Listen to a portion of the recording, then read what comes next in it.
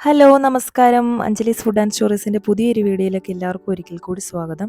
അപ്പോൾ നമ്മൾ ഇന്ന് വന്നിട്ടുള്ളത് നല്ലൊരു തീയലിൻ്റെ റെസിപ്പി ആയിട്ടാണ്. അപ്പോൾ നമുക്ക് ഒട്ടും താമസിയാതെ തന്നെ വീഡിയോയിലേക്ക് പോകും. ഇതിന് വേണ്ടിയിട്ട് നമുക്ക് ആദ്യം തന്നെ പാൻ അടുപ്പിലേക്ക് വെച്ചിട്ട് നമുക്ക് തേങ്ങ വറ്റൽമുളകൊക്കെ നന്നായിട്ടൊന്ന് ഫ്രൈ ആക്കി എടുക്കാം.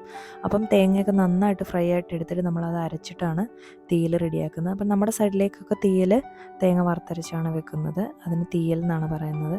മലബാർ സൈഡിലേക്കൊക്കെ സാമ്പാറും തീയൽ പോലെ തന്നെ ചെയ്തെടുക്കാറുണ്ട്. അപ്പം തേങ്ങ നമുക്ക് നന്നായിട്ടൊന്ന് ഫ്രൈ ആക്കി എടുക്കാം. ഞാനിപ്പോൾ ഇവിടെ ഒരു 6 വറ്റൽമുളകും കൂടി ചേർത്ത് കൊടുത്തിട്ടുണ്ട്. അപ്പോൾ തേങ്ങ ഇളക്കുന്ന സമയത്ത് നന്നായിട്ട് ഫ്രൈ ആക്കി എടുക്കണം. അടിയിൽ പിടിച്ച് കരിഞ്ഞു പോകാതെ തന്നെ നന്നായിട്ട് തന്നെ ഫ്രൈ ആക്കി എടുത്തിട്ട് നമുക്കതൊന്ന് അരച്ച് റെഡിയാക്കി എടുക്കാം. അപ്പോൾ അതിന് മുമ്പേ നമ്മുടെ ചാനൽ ആദ്യമായിട്ടാണ് കാണുന്നതെങ്കിൽ ദയവായിട്ട് നമ്മുടെ ചാനലൊന്ന് സബ്സ്ക്രൈബ് ചെയ്തൊന്ന് സപ്പോർട്ട് ചെയ്യുക. തീയൽ എന്ന് പറയുമ്പം പാവയ്ക്ക തീയലുണ്ട്, ഉള്ളി തീയലുണ്ട്, പിന്നെ മുരിങ്ങയ്ക്ക, കിഴങ്ങ് ഒക്കെ വെച്ചിട്ടുള്ള തീയലുണ്ട്. അപ്പം ഞാൻ ഇന്നിപ്പോൾ ഇവിടെ ചെയ്തെടുക്കാൻ പോകുന്നത് വഴുതനങ്ങ തീയലാണ്. അപ്പം നമ്മുടെ തേങ്ങയൊക്കെ നന്നായിട്ടൊന്ന് ഫ്രൈ ആയിട്ട് വരുന്നുണ്ട്. തേങ്ങ നന്നായിട്ട് ഫ്രൈ ആക്കി എടുക്കുന്ന സമയത്ത് അടിയിലൊക്കെ നന്നായിട്ട് ചേർത്തിളക്കി കരിഞ്ഞു പോകാതെ നന്നായിട്ട് തന്നെ ഇളക്കി ഫ്രൈ ആക്കി എടുക്കണം. ഇനി ഞാൻ ഇതിലേക്ക് ചേർത്ത് കൊടുക്കുന്നത് മല്ലിപ്പൊടിയാണ്. ഒരു 1.5 ടേബിൾ സ്പൂൺ മല്ലിപ്പൊടി ഞാനിപ്പോൾ ചേർത്ത് കൊടുത്തിട്ടുണ്ട്. മല്ലിപ്പൊടിയും കൂടെ ചേർത്ത് കൊടുത്തിട്ട് നന്നായിട്ട് നമുക്കൊന്ന് ഫ്രൈ ചെയ്തിട്ടെടുക്കാം. കരിഞ്ഞു പോകരുത്, പ്രത്യേകം ശ്രദ്ധിക്കണം.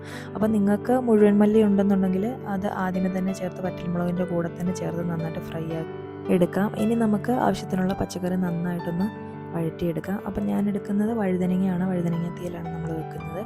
അപ്പം നന്നായിട്ടൊന്ന് വഴുതനങ്ങയും സബോളയൊക്കെ നന്നായിട്ടൊന്ന് വഴറ്റിയെടുക്കണം. അതിന് വേണ്ടിയിട്ട് ഞാനിപ്പോൾ ഇവിടെ ഒരു ചട്ടി വെച്ചിട്ടുണ്ട്. ചട്ടി വെച്ച് നന്നായിട്ട് ചട്ടി ചൂടായി കഴിയുമ്പോൾ അതിലേക്ക് ആവശ്യത്തിനുള്ള എണ്ണയൊക്കെ ഒഴിച്ച് നന്നായിട്ടൊന്ന് കടുക് വറുത്തിട്ട് എടുക്കണം. അപ്പോൾ വറ്റൽമുളക്, കടുക് സാധാരണ പോലെ തന്നെ കറിവേപ്പിലൊക്കെ ചേർത്ത് കടുക് വറുത്ത ശേഷം നമുക്കിപ്പം കട്ട് ചെയ്ത് വെച്ചിട്ടുള്ള വഴുതനങ്ങ നമുക്ക് ചേർത്ത് കൊടുക്കാം. അപ്പോൾ വഴുതനങ്ങയുടെ കൂടെ തന്നെ ഞാനിപ്പം ഒരു 2 ചെറിയ സബോളയും കൂടെ ചേർത്ത് കൊടുത്തിട്ടുണ്ട്. പിന്നെ 2 ചെറിയ പച്ചമുളക്. അപ്പം എരിവിനനുസരിച്ച് നിങ്ങൾക്ക് പച്ചമുളകിൻ്റെ അളവ് എണ്ണം കൂട്ടുകയോ കുറയ്ക്കുകയോ ഒക്കെ ചെയ്യാം. അപ്പം ഞാൻ തേങ്ങ വറക്കുന്നതിൻ്റെ കൂട്ടത്തിൽ തന്നെ എരിവിന് വേണ്ടിയിട്ട് വറ്റൽമുളക് ഞാൻ ചേർത്ത് കൊടുത്തിട്ടുണ്ടായിരുന്നു, ഒരു 6 വറ്റൽമുളക്. അപ്പം ഞാനിവിടെ 2 പച്ചമുളക് ആണ് ഇതിലിപ്പോൾ ചേർത്തിട്ടുള്ളത്. അപ്പോൾ ഇതൊക്കെ നന്നായിട്ടൊന്ന് വഴണ്ട് വരട്ടെ. അപ്പോൾ തീയലിന് വേണ്ടിയിട്ട് ആവശ്യത്തിനുള്ള പുളി ഞാൻ നേരത്തെ തന്നെ ഒരു നെല്ലിക്ക വലുപ്പത്തിന് പുളി ഞാൻ നേരത്തെ തന്നെ വെള്ളത്തിലിട്ട് വെച്ചിട്ടുണ്ടായിരുന്നു. അപ്പം നമ്മൾ ആദ്യം ഫ്രൈ ചെയ്തെടുത്ത തേങ്ങയും കൂടെ ചൂടൊക്കെ ആറിക്കഴിഞ്ഞപ്പോൾ നന്നായിട്ട് ഞാനൊന്ന് അരച്ചും കൂടെ വെച്ചിട്ടുണ്ട്. ഇപ്പം നമുക്ക് നന്നായിട്ട് വഴന്നു വന്നിട്ടുള്ള വഴുതനങ്ങയിലേക്ക് ഞാനിപ്പോൾ ഒരു 1/2 ടീസ്പൂൺ മഞ്ഞൾപ്പൊടിയും കൂടി ഞാൻ ചേർത്ത് കൊടുത്തിട്ട് നന്നായിട്ടൊന്ന് മിക്സ് ചെയ്ത് നന്നായിട്ടൊന്ന് വഴറ്റിയെടുക്കുന്നുണ്ട് ഒന്നും കൂടി. അപ്പോൾ ഞാൻ ഇതിന് മുന്നേ തന്നെ ആവശ്യത്തിനുള്ള ഉപ്പും കൂടി ഞാൻ ചേർത്ത് കൊടുത്തിട്ടുണ്ടായിരുന്നു. നിങ്ങളുടെ അളവിനനുസരിച്ചുള്ള ഉപ്പ് നിങ്ങൾക്ക് ചേർത്ത് കൊടുക്കാവുന്നതാണ്.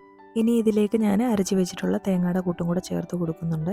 തേങ്ങ അരയ്ക്കുന്ന സമയത്ത് നിങ്ങൾ പ്രത്യേകം ശ്രദ്ധിക്കണം, തേങ്ങയിലേക്ക് ഒട്ടും വെള്ളം ചേർക്കാനേ പാടില്ല. വെള്ളം ചേർക്കാതെ തന്നെ തേങ്ങയുടെ കൂട്ട് അരച്ചെടുക്കണം.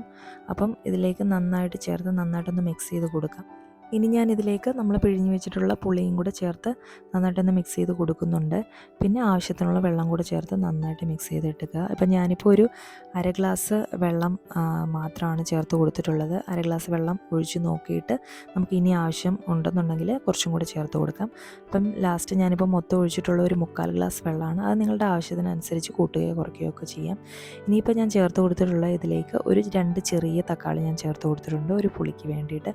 അപ്പം നിങ്ങൾക്ക് ഓപ്ഷനിലാണ് തക്കാളിക്ക്. ഇപ്പം തീയലിന് അത്രയ്ക്ക് പുളി വേണ്ടാന്നുണ്ടെങ്കിൽ നിങ്ങൾക്ക് തക്കാളിക്ക് ഒഴിവാക്കാവുന്നതാണ്. ഇനിയിപ്പം ഞാനിപ്പോൾ ഒരു മിനിറ്റ് നന്നായിട്ടൊന്ന് അടച്ച് വെച്ച് നന്നായിട്ടൊന്ന് കുക്ക് ചെയ്തെടുക്കുന്നുണ്ട്. ഇപ്പം നമ്മുടെ തീയലിലെ എണ്ണയൊക്കെ തെളിഞ്ഞ് നന്നായിട്ട് വന്നിട്ടുണ്ട്. ഇനിയിപ്പം ഞാൻ കുറച്ച് കറിവേപ്പിലയും കൂടെ ചേർത്ത് നന്നായിട്ട് മിക്സ് ചെയ്തെടുക്കുന്നുണ്ട്. അപ്പം ഈ സമയത്ത് നിങ്ങൾക്ക് ഉപ്പൊക്കെ കുറവാണെന്നുണ്ടെങ്കിൽ ഉപ്പും കൂടെ ചേർത്ത് മിക്സ് ചെയ്തെടുക്കുക. അപ്പം ഇത്രയേ ഉള്ളൂ. വളരെ സിമ്പിളായിട്ട് ചെയ്തെടുക്കാൻ പറ്റുന്ന ഒരു റെസിപ്പിയാണ് തീയൽ. അപ്പം ആകെ നമുക്ക് ചെയ്യാനുള്ള പണി എന്ന് പറയുമ്പം തേങ്ങ വറുത്തരയ്ക്കുക എന്നുള്ളത് മാത്രമാണ്. നമ്മുടെ ചാനൽ കാണുന്നവരാണെങ്കിൽ നമ്മുടെ സിമ്പിളായിട്ടുള്ള റെസിപ്പി എല്ലാവരും ഒന്ന് ട്രൈ ചെയ്ത് നോക്കുക. അപ്പോൾ വീണ്ടും പുതിയൊരു വീഡിയോയുമായി കാണുന്നവരേക്കും ബൈ. Thank you.